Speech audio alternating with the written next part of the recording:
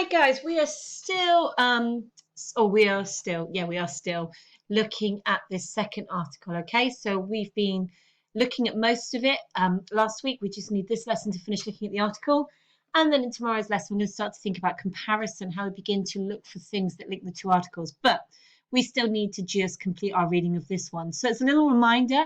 We're looking at the article still through that lens of the social factors that are determining a person's use of language and the attitudes and the issues related to that. When we make a judgment about a person's use of language in terms of their social status, their social standing, the issues that might arise. So we've been looking at the article in terms of what the writer is sharing with us, what ideas and concepts they want us to understand, but also looking at the how of that process, how this article is using language to convey the writer's point of view. So it is the second text, and we will be looking at it, just finally looking at in isolation today, the end of the article, before we look at the skills of comparison later this week. Okay, so it's a more vigorous reading warm-up than we did in that first week of guided reading, and that some of the questions are harder.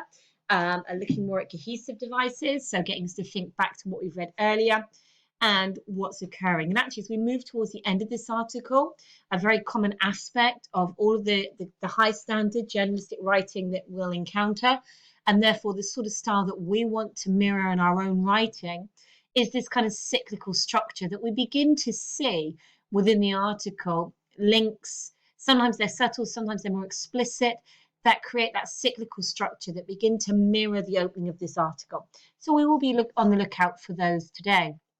We're also consistently thinking about the skills of labeling. So that AO1 application of word class labels, sentence labels, but also the ability to track ideas and concepts and to clarify what we understand. So we've already seen that this article is linked in topic to the previous article about the implication, what happens when we judge people based on their accent.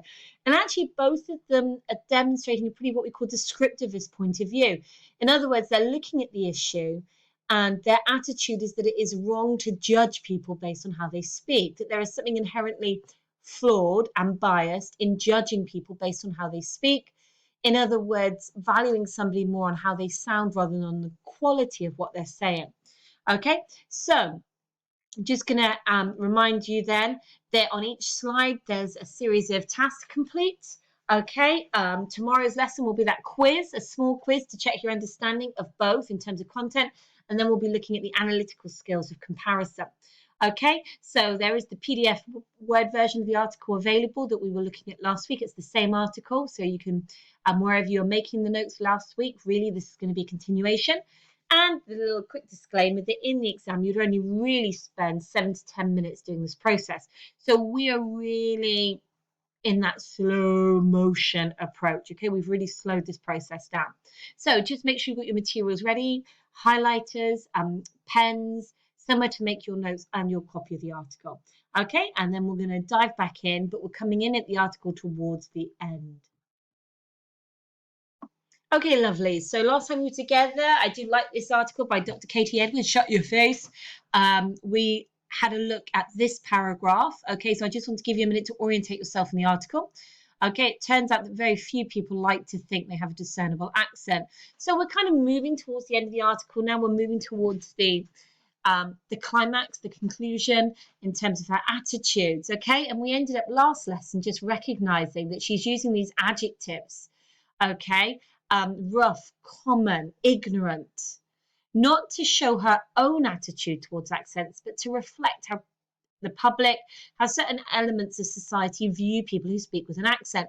And it's this idea that people are rough or common or ignorant if they speak a particular way that creates the stigma that some people want to escape from. Okay, now she herself has what she calls a northern accent, so it might be seen as rough or common or ignorant by some people, but she herself contradicts that view because she's an academic, she's clearly intelligent. So she's exposing that fallacy, that lie, that actually the way I speak is an indicator of my intelligence. She's exposing the fallacy and the danger of that idea. So we're going to look at the next paragraph together and see what it says. Okay, Esther McVeigh recently commented that people from Wales, Merseyside or the North West don't need to change their accents to get a job. Now, I know she missed out Yorkshire and Midlands and various other regions with notorious accents, but I suspect our Esther hasn't tried her luck in Russell Group universities, including Oxbridge, Bristol, Leeds, Warwick and Birmingham. Okay, so just a little bit of context then. Esther McVeigh that's being cited here. It's going to give you away actually when you're looking at the questions in a minute, but she is the MP for employment. Now you might remember an article we looked at in class where we were looking at teachers who, as part of their teacher training program, were actually being actively told to change the way they speak in order to get ahead. And when we looked at the article last week, it cited instances where people in call center industries, people who were applying for jobs were actively being told to change the way they spoke if they wanted to be taken seriously or to get the job. Okay, so this article is doing a similar peg. It's creating a link to a real world event. So this isn't just the personal opinion and experience of Dr. Katie Edwards. She is now creating a peg to the real world, the bigger world around her. So this is good journalism. The anecdotal approach that she starts with, where she explains that this bias, this prejudice happened to her, but now she's broadening out from her own experience to peg to create links to other situations. Now, this is important because anecdotal writing can be interesting. It can create a sense of intimacy, a sense of interest. We are naturally drawn to other people's stories. However, in order to create credibility, that person's story is strengthened if you can create links to other areas where the problem's occurring. Okay, so she does it here by citing the name of an MP. So who is the MP? Now, what comment did the MP make? So that's really about a paraphrase, just to check in with your understanding. So in a minute, you're going to pause it.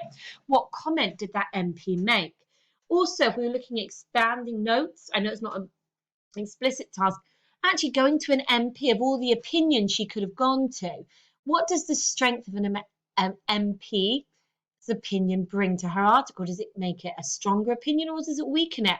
Okay, also over here, just a checking of understanding what types of universities are mentioned. You're just going to list those.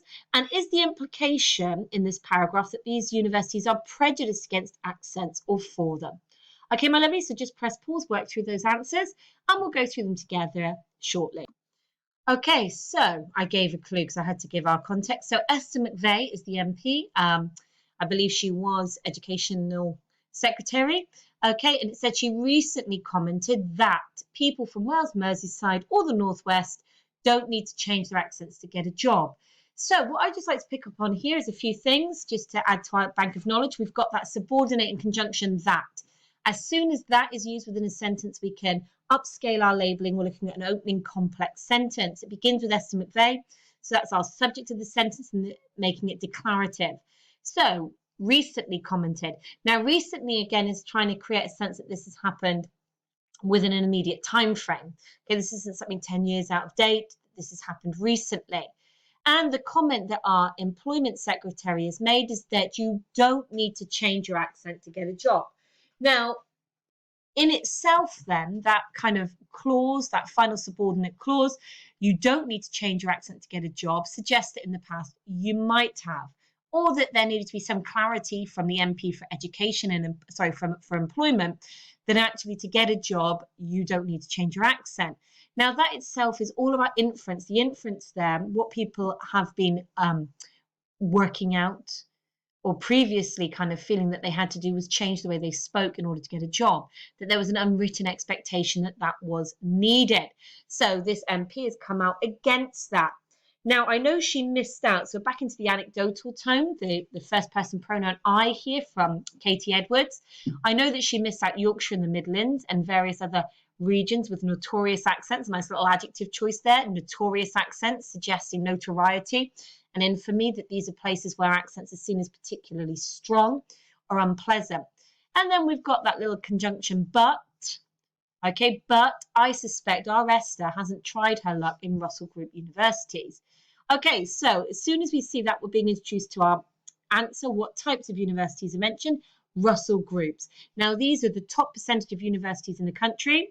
It expands it there. We've got Oxbridge, Bristol. And so there is a hint here, or the inference that Katie Edwards is making here by mentioning Russell Group universities. First of all, it's that link back to the academic world, academia, that within academia, within academic circles, this bias, this prejudice against the way you speak is still rife. Okay, and in particular, the elite groups of universities. So universities that present themselves as being the privileged elite are maintaining this degree of bias towards people based on the way they speak. Okay, now verb choice suspect. So this is Dr. Katie Edwards making an assumption, okay, following the trail of evidence and coming to a suspicion. So there's no real proof that this is happening. But again, this sense of a tension within society, that within certain aspects, certain areas of society, people are still holding fast to these prejudices, still making judgments about you based on the way you speak. And Dr. Katie Edwards, there's that subtle cyclical link, starts with an opening scenario, an opening anecdotal story where she was mocked in academic circles by a student, so somebody of a lesser position really than her, because of the way she spoke. So she's starting to create that cyclical link. We're reminded now of how she began. In academic circles, people are still being judged for the way they speak. So just make sure you got those answers, that you're happy with where those answers came from. Okay, so in my experience, accentism is rife in our elite higher education institutions, which probably isn't much of a newsflash, but we do like to kid ourselves that our dislike of regional accents, regional in this context is usually a euphemism for working class, isn't about socioeconomic status at all. Good gracious, no. Go and sand that chip from your shoulder.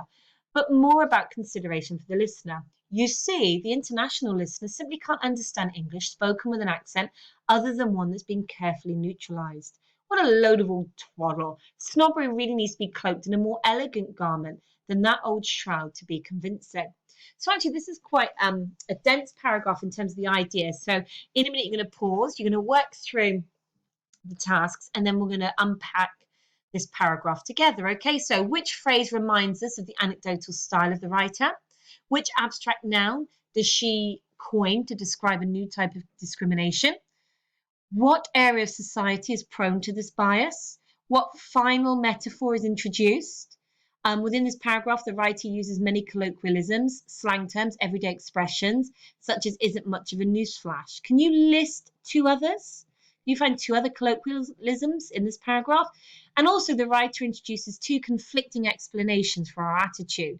So two reasons why people might feel this way. Can you find those two reasons?